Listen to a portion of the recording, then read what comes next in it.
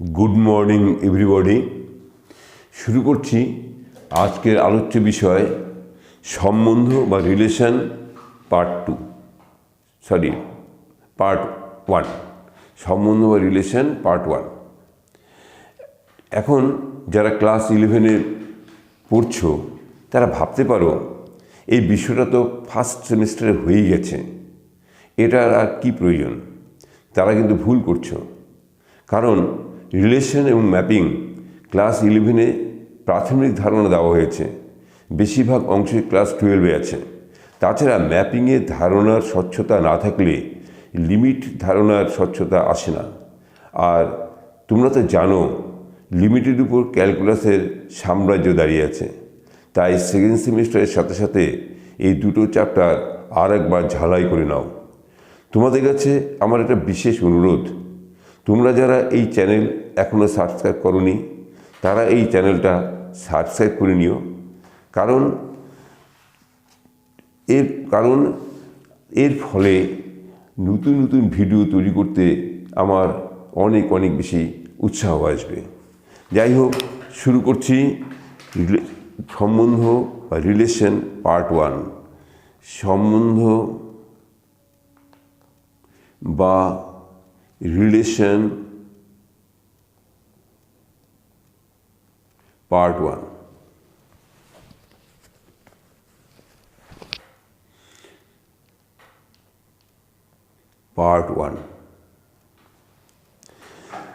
দেখো, শুরুতেই বলছি এই যে রিলেশন এবং পার্ট 1-এর সঙ্গে অতপ্রত হয়ে জড়িয়ে আছে যে দুটো বিষয়, তার মধ্যে একটা হচ্ছে ক্রমযুগল বা order pair,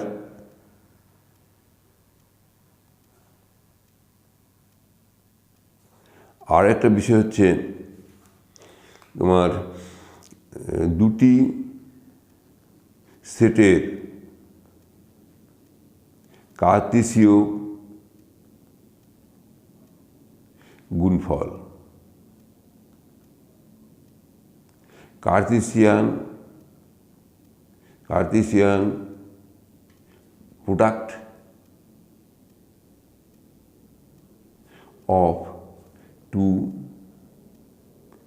of two sets।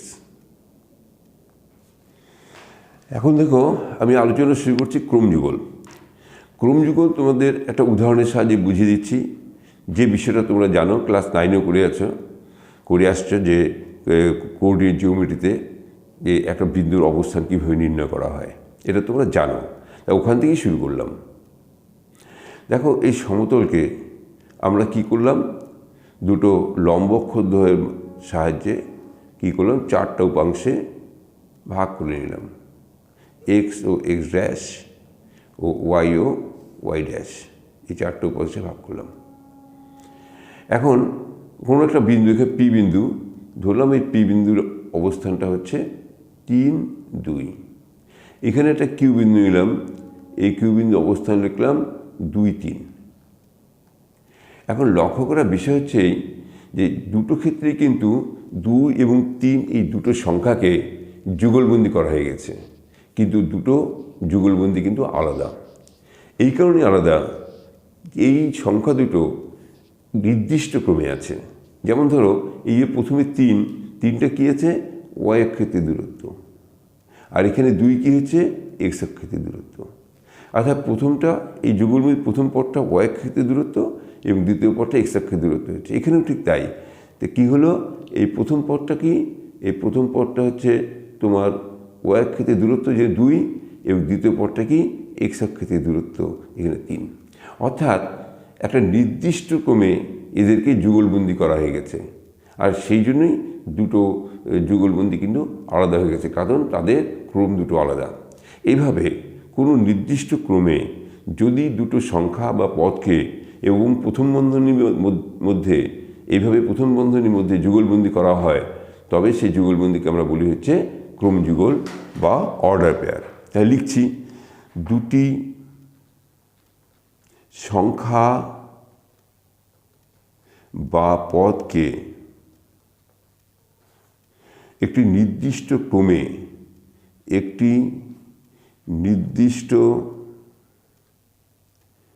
নির্দিষ্ট ক্রমে প্রথম বন্ধনীর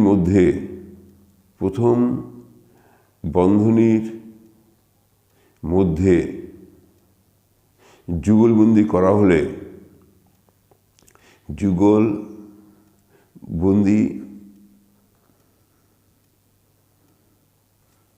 যুগলবন্দি করা হলে সেই যুগলবন্দিকে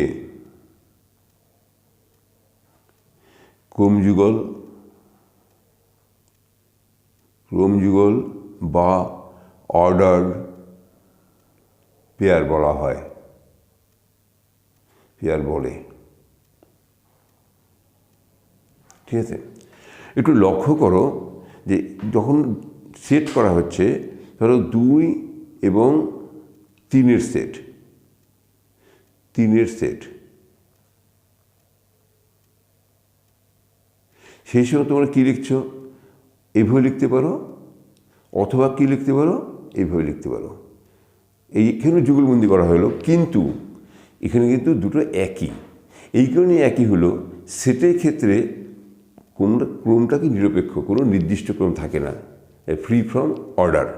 এই কারণে এটা খুশি মতন আমরা লিখতে পারি। অর্থাৎ সেটের যে তোমার থলিটা আছে তার মধ্যে তোমার এলিমেন্ট দুটো থাকলেই হবে, সে তুমি যেভাবেই রাখো না কেন তাতে কোনো আসে যায় না। এই জন্য এই যুগলবন্দি দুটো কিন্তু এক হয়ে গেছে, কারণ এদের মধ্যে কোনো নির্দিষ্ট ক্রম নেই। এই কারণেই ক্রমযুগলের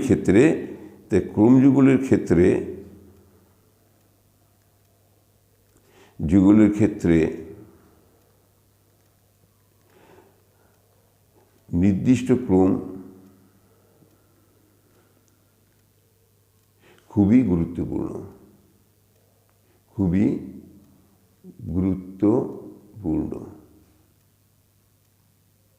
ঠিক আছে, দেখো আরেকটা এক্সাম্পল নিচ্ছি।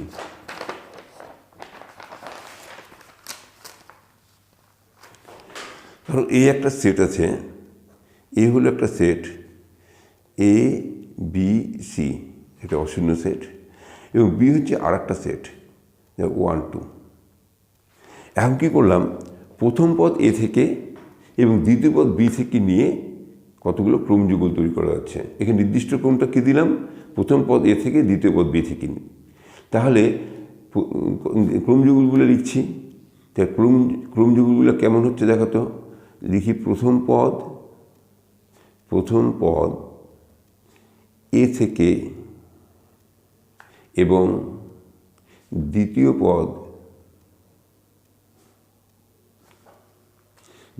পদ বি থেকে নিয়ে যে সকল ক্রমযুগল পাওয়া যায়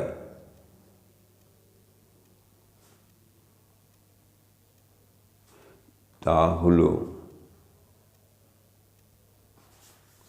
কি হচ্ছে A1, তারপরে A2, B1, B2, C1, C2। কটা? 6টা ক্রমযুগল পাওয়া গেল। কেন পাওয়া গেল? কারণ এখানকার প্রত্যেকটা পদ এই পদগুলোর সঙ্গে দুটো করে ক্রমযুগল তৈরি করছে। A1-এর সঙ্গে একটা ক্রমযুগল, A2-এর সঙ্গে আরেকটা ক্রমযুগল। এই কারণে এখানে 3টে পদ, 3 দুগুণে 6টা কি ক্রমযুগল তৈরি করলো, এই 6টা।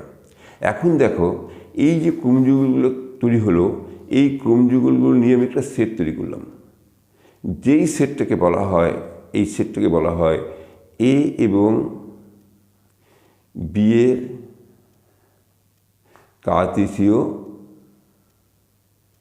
কার্তেশীয় গুণফল, যেটাকে লেখা হয় এইভাবে লেখা হয়। এটাকে আমরা পড়ি হচ্ছে A ক্রস B। তাহলে সংজ্ঞা হিসেবে বলতে পারি, তাহলে আমি সংজ্ঞা দিচ্ছি, কার্টেসিয়ান গুণফলের সংজ্ঞা। এ এবং বি হলো দুটি অশূন্য সেট। অশূন্য সেট। প্রথম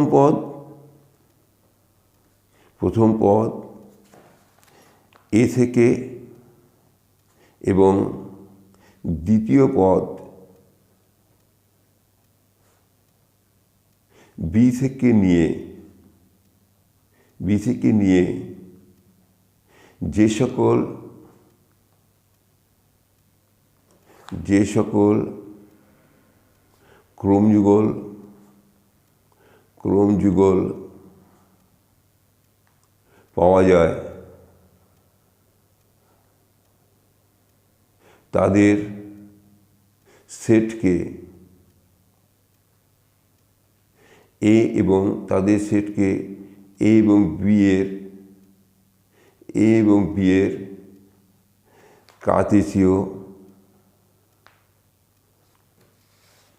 কার্টেসীয় গুণফল বলে। তাহলে গাণিতিক ভাষায় আমরা লিখতে পারি এ ক্রস বি হচ্ছে B the set of A B, এই ক্রমযুগলের set, such that A belongs to A এবং বি বিলংস টু বি। ঠিক আছে? তাহলে এই পর্যন্ত পার্ট 1 থাকছে। এরপরে পার্ট 2তে থাকবে যে মূল আলোচনাটা, অর্থাৎ রিলেশন বা ম্যাপিংয়ের যে মূল আলোচনা সেটা ওখানে থাকবে।